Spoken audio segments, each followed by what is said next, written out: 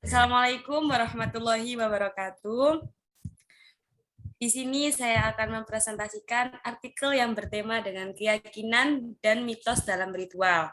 Sebelum saya mempresentasikan artikel ini, saya akan memperkenalkan anggota dari kelompok saya terlebih dahulu. Yang pertama ada saya sendiri, Robiatul Alawiyah, dan ada teman saya yaitu Salwa Yulianti.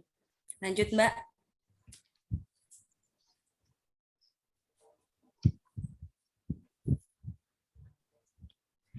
Pada dasarnya, manusia yang menganut agama akan mempunyai keyakinan dalam dirinya untuk selalu dekat dengan Tuhan, baik itu berupa ritual maupun mempercayai adanya mitos. Karena pada dasarnya, masyarakat masih banyak juga yang percaya dengan adanya mitos. E.B. Taylor juga pernah mengartikan bahwa agama itu primitif atau animisme, yang dimana mereka percaya terhadap roh-roh hidup yang berperilaku seperti manusia biasanya. Mitos-mitos tersebut sudah melekat pada para penganut agama. Asal mula agama sendiri berasal dari suatu kesadaran manusia yang bersangkutan dengan jiwa, dan agama juga merupakan keyakinan terhadap hal yang spiritual. Manusia yang mempunyai anutan agama pada dasarnya akan mempunyai sikap naluri untuk dapat percaya kepada Tuhan, sehingga muncullah suatu keinginan untuk menyembahnya. Dengan hal tersebut, akhirnya muncul suatu gejala serta beberapa mitos yang semua itu dapat dijadikan sebagai salah satu penunjang dalam kepercayaan alami manusia kepada Sang Tuhan. Hal tersebut juga sering diyakini sebagai kepercayaan yang diterapkan kepada masyarakat. Legenda ataupun mitos sering juga diperlukan oleh banyak manusia untuk dijadikan sebagai rasa penunjang bagi sistem nilai hidup yang ada di masyarakat. Oleh karena itu, ada beberapa orang yang sangat mempercayai adanya mitos. Tapi ada juga masyarakat yang kurang mempercayai atau juga yang sangat tidak mempercayai adanya mitos tersebut. Dan ketika mitos tersebut dipercaya, maka akan menimbulkan suatu kepercayaan yang dimana kepercayaan tersebut sangat kita penuhi dengan baik. Jadi, dapat disimpulkan bahwa mitos sendiri merupakan sesuatu hal yang dapat merekatkan masyarakat untuk dapat menjelaskan suatu realitas dan kebudayaan yang ada di sekitar masyarakat tersebut.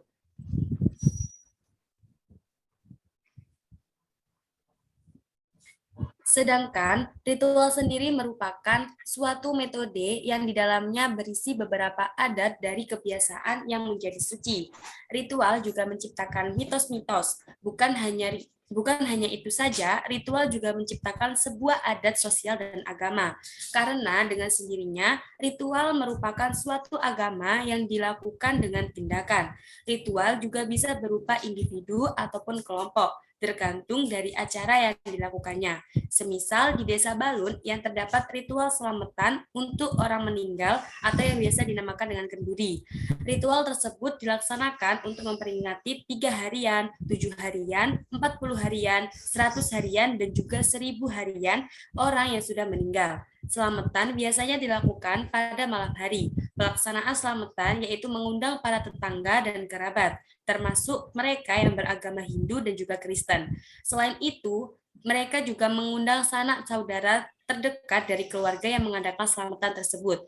Pada saat itu, sanak saudara ataupun tetangga datang membaca tahlilan, lalu saat pulang mereka mendapatkan bingkisan atau biasa disebut dengan berkat yang berisi nasi lauk dan juga kue apem.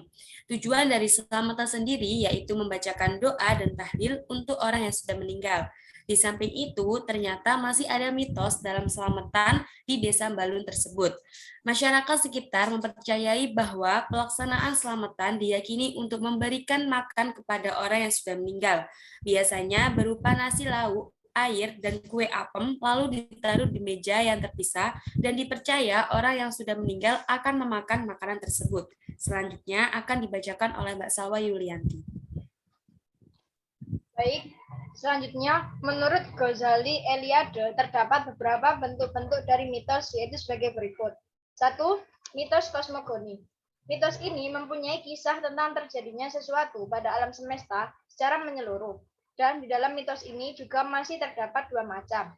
Yang pertama, mitos kosmogoni yang di dalamnya membahas tentang alam semesta yang tidak muncul dalam suatu perbedaan yang harus dilakukan oleh setiap orang untuk dirinya sendiri.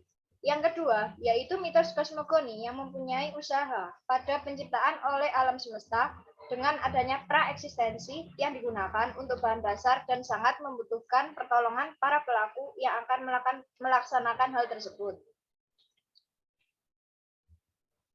Adapun tipe mitos kosmogonis, mitos yang mempunyai kisah sesuatu di dunia dengan menyelam pada kosmogonis. Mitos yang mengisahkan tentang ciptaan yang dijadikan sebagai akibat dari suatu pecahan, kesatuan dari seseorang yang menjunjung tinggi ikatan sosial yang berupa nilai-nilai etnis, norma, dan lain sebagainya.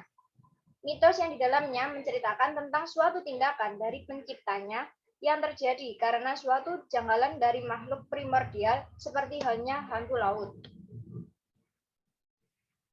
2. Mitos tentang asal-usul. Mitos ini biasanya digunakan untuk menceritakan asal mula dari sesuatu, mulai dari awal munculnya, cara pembentukannya, asal mula ketakdirannya, jenis seksnya, dan lain sebagainya. 3. Mitos tentang adanya dewa. Mitos tersebut membahas tentang dewa-dewa yang tertinggi, dan dewa itu mengisahkan tentang sesuatu yang telah diciptakan di dunia. Yang terakhir yaitu mitos tentang akhirat atau akhir dunia. Mitos ini membahas tentang akhirat yang dimana hampir semua memilikinya dan semua manusia juga pasti memiliki hal yang religius. Banyak juga malapetaka yang menghancurkan dunia seperti adanya banjir, gempa bumi, dan lain sebagainya. Terdapat juga malapetaka yang mengakhiri satu keturunan manusia yang kemudian diikuti oleh beberapa keturunan baru dari bangsa manusia lain. Cukup sekian presentasi dari kelompok kami, kurang lebihnya kami mohon maaf.